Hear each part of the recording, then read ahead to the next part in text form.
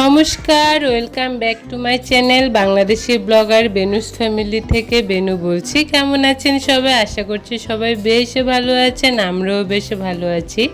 সন্ধ্যার পর থেকে ভিডিওটা শুরু করলাম, প্রায় এখন 7টার মতো বাজে। আর মাম্মাম বড় হওয়াতে সে নিজের জামা প্যান্ট জুতো নিজে নিজে পরতে পারে, এখন আর আমার কষ্ট করে পরিয়ে দিতে হয় না। কিন্তু ফ্লোরটা যেমন সে বসে পড়ছে, একটু ফ্লোরটা পরিষ্কার পরিচ্ছন্ন রেখেছি, বা সুন্দর পরে ফেলেছে। আজকে একটা অন্যরকম ভিডিও, মাম্মাম পাপার বার্থডে আজকে, সে বার্থডে ট্রিট দেওয়ার জন্য আমরা একটু শেফস টেবিল যাচ্ছি। এই যে মাম্মামের জুতো পরো শেষ, আমরা বের হয়ে যাচ্ছি এখন।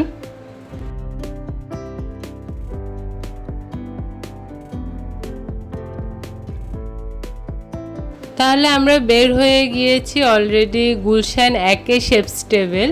তো অলরেডি আমরা চলে এসেছি। এখানে আসলে অনেক পরিষ্কার পরিচ্ছন্ন, চারদিকটা অনেক সুন্দর লাগে।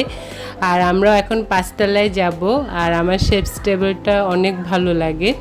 যাই হোক, মাম্মামও খুব খুশি, অনেক দিন পর এসেছে। আসলে আমরা অনেক দিন পরেই এসেছি।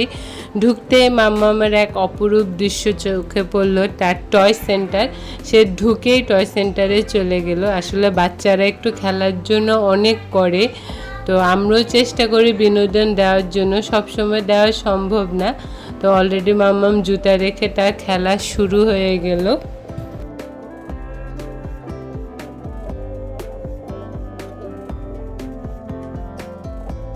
ছোটোবেলায় মাম্মাম কারোর কোলেও যেত না, কারোর সাথে মিশতেও যেত না। আর আমি বড় হওয়ার পর সবার সাথে মিশিয়েছি, নিচে নিয়ে যেতাম। এখন ও খুব ইজিলি সবার সাথে মিলেমিশে থাকতে পারে, ওর সবার সাথে কমিউনিকেশনটা অনেক ভালো থাকে। আর এখানে সব বেবিদের সাথে খুব ভালোভাবে কমিউনিকেশন রেখে সে খেলাধুলা করছে, এটা আমার খুব ভালো লাগে।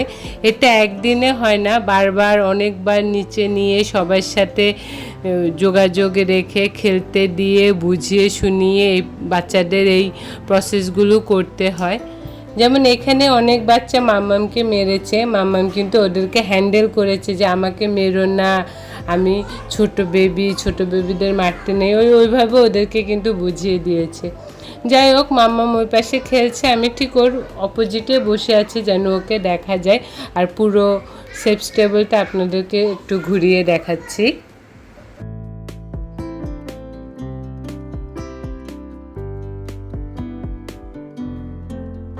তো বার্থডে ট্রিট বলে অবশ্যই কেক ট্রিটটাই হবে। তো আমরা অনেক সময় পর এসেছি বলে আমার পছন্দের কেকও শেষ হয়ে গিয়েছে, তাই যেটা পেয়েছি সেটাই নিয়ে নিয়েছে। মাম্মাম পাপার কেক নেয় নাই। এখানে খুব মজাদার একটা সালাদ পাওয়া যায়, তো মাম্মাম পাপা এটার গল্প করছিল, তাই ভাবলাম তাহলে ওইটাই নাও। চলুন দেখি কি পাওয়া যায়।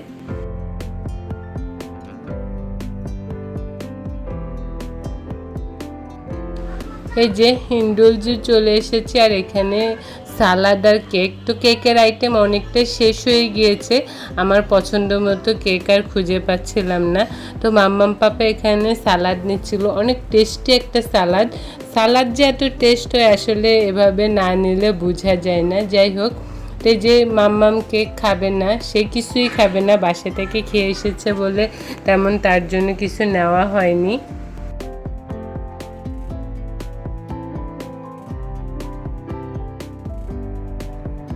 খাবারগুলো সব ভালোই ছিল, ভালো লাগলো খেতে।